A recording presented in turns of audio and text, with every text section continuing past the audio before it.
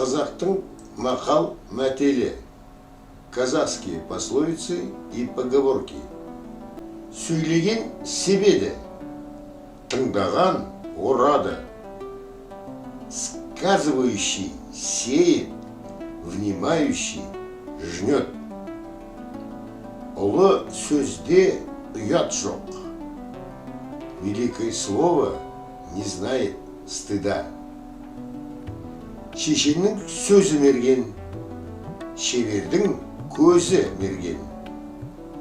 Острослов словесный ас, а у мастера меткий глаз. Артында баласы қалса, көзі қалды де, артында сөзі қалса, өзі қалды де. Коль сына оставил после себя, знай, оставил зрак очей.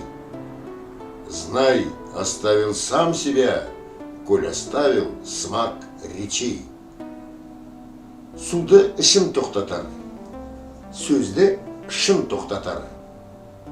Питье воду уймет, правда речь прервет. Өтіршінің шын сөзі зая, напрасно правда в речах вруна. Құр судан май шықпайды, құр сөзден мән шықпайды. Из воды не выдавить масло, из пустословия не выудить мысли. Қысыр сөзде қырсық көп. У бесплодного слога капризов много. Ішімдегінің бәрі тілімде, тілімдегінің бәрі түрімде. Что на душе выдает язык, что на языке выдает лик. Атаның сақалына қарама, айтқан мақалына қара. Не смотри на бороды стариков, любуйся ладностью их слов.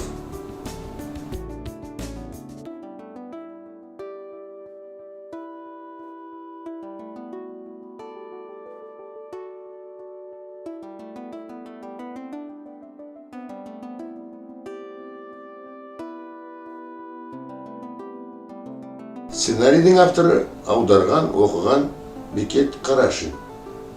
Автор сценария, переводчик, чтец Бекет Қарашин.